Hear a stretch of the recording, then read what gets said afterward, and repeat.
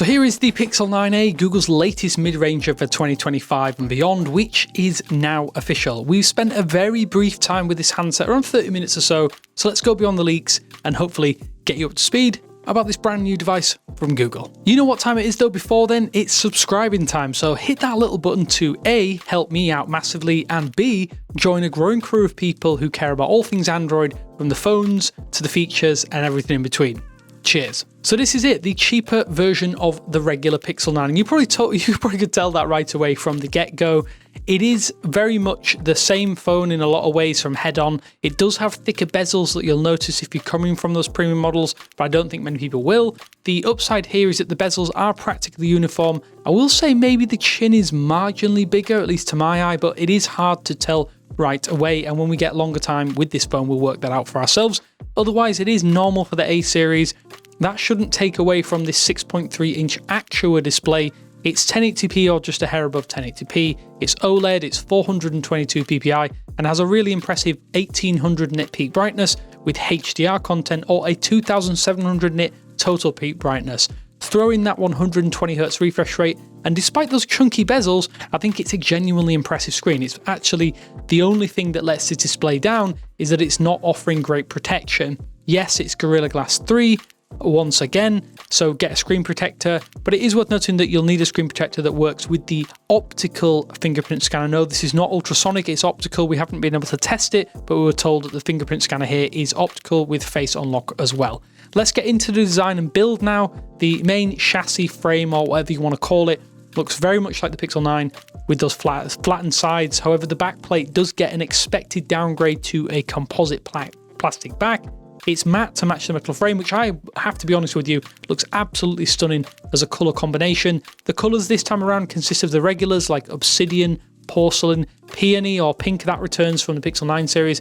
It's definitely more salmon in tone than the pink Pixel 9, but there is that lovely iris or purple. This is the exclusive option for this device, and it's the standout again this year. Seemingly the exclusive options are always the most standout with the Pixel A series. I mean, obviously the key aspect this time around is the change of the camera bar. It isn't necessarily a bar this time around. It doesn't protrude out. It's completely flat with the back plate. Google tells us that they didn't set out to make a completely flat phone, but instead the goal here was to improve the thermals of this device. So inside there is a vapor chamber and a larger battery. Technically this is the biggest ever battery on a Google Pixel phone to date at 5100 mAh. So it's actually bigger than the Pixel 9a Pro XL's 5060 mAh internal battery. The charging speed has also jumped up to a still pretty slow 23 watts from 18 watts, but I think that is an improvement nonetheless. It feels like there's improvements across the board with this device. Wireless charging is still rated at 7.5 watts with the Pixel Stand 2 and some supported Qi chargers. I think one of the major saving graces is that this new lookout looks better in person than I think it did in the leaked pre-release renders. It's a shame to lose some of the ties that help link this lineup together, but that's just my own thoughts here. Maybe putting a floating camera bar on the plastic backplate like we saw on the Pixel 9 and the Pixel 9 Pro might have added some durability concerns, as that edge-to-edge bar technically better blends in with the frame on the Pixel 6a through the Pixel 8a, but again, we'll have to ask Google and see what they tell us about this if they're able to give us some information. I'm eagerly awaiting to test how thoroughly this affects the balance of the phone. It does change in the official case lineup, which has a smaller sectional cutout. There are definitely some iPhone 4 and iPhone 5 similarities, which I think some people out there might argue are two of the best looking phones of years gone by, especially as it's a completely flat design. It's something that a lot of people do want, especially if you fill it out with battery. I know it's one of those complaints we see time and time again. And at the same time, I have to say the 9A feels like it's part of the family without being too drastically different. I personally think I'm on the fence with it, but I'll hold out to make a full assessment in a few weeks. I think being logical, it's actually really quite nice to see Google put some extra effort to at least differentiate the Pixel 9a versus the Pixel 9. Maybe that was missing last year, and it helps create a more obvious line in the sand as to which phone is technically premium and which is affordable. I think that was definitely missing on the Pixel 8 and the 8a, as they felt like the same phone in all but a few key areas. One major upside is the Pixel 9a now actually comes with an IP68 rating, a full IP68 rating up from IP67. Another first for the A series as well. I think that's one of these things that Google's trying to do this time around. I don't know if that is going to be a benefit of the new design, the new closed off flat design, but it's just great for added phone safety. I think changes like these feel inconsequential, but make a big difference to the usability of a phone in more places where you're going to use it throughout your normal days. I think so far it's just nip and tuck with a little change here and a little upgrade there. The altered camera system though has a 48 megapixel main sensor.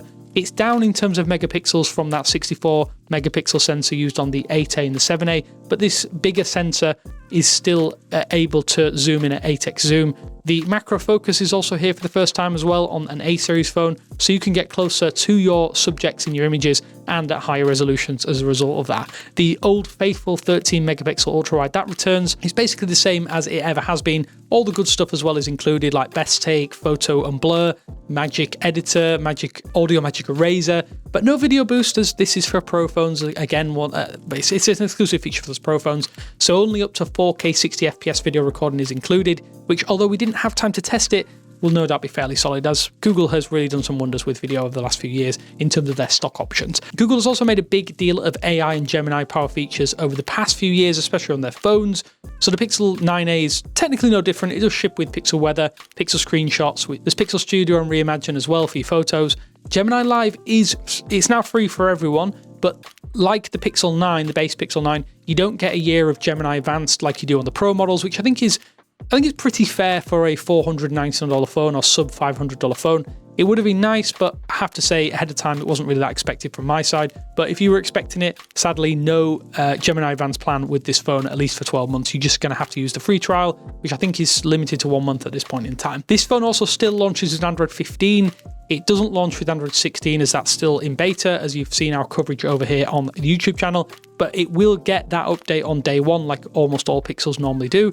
7 years of updates are included, so it's all pretty much par for the course for a Google Pixel phone now. Considering the 9a has the Tensor G4, yes, it does have a Tensor G4 chip.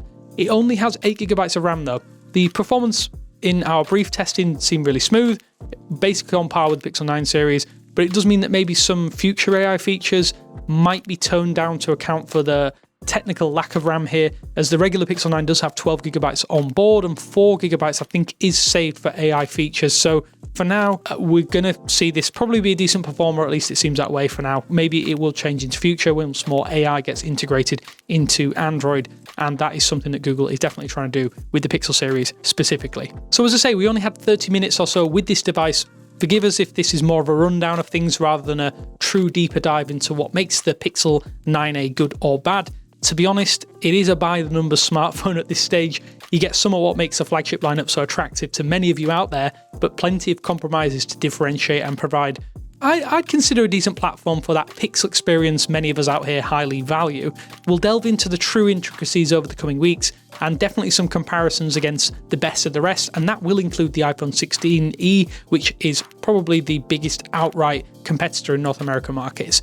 Google has expanded the availability of the Pixel 9a though, so it will go on sale in 32 countries, which is the most of any A-series phone to date and does match the Pixel 9 global availability. There is going to be a 128GB and 256GB version.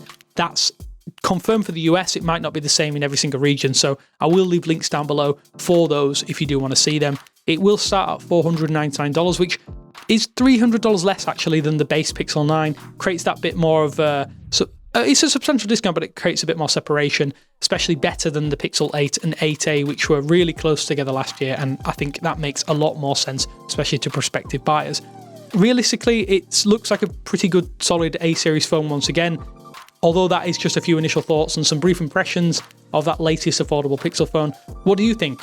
What do you want to know, in fact, actually? Drop a comment down below if you have any questions about this phone. We'll try and answer them over the coming weeks. Hopefully this has demystified some of those pre-release questions you may have had. But again, thanks for watching. Hopefully this has given you some insight into what the Pixel 9a is going to bring to the table. Yes, sorry, it's not the most in-depth out there, but this just happens when you don't really get a brief time with them. Thanks for watching, and I'll speak to you later.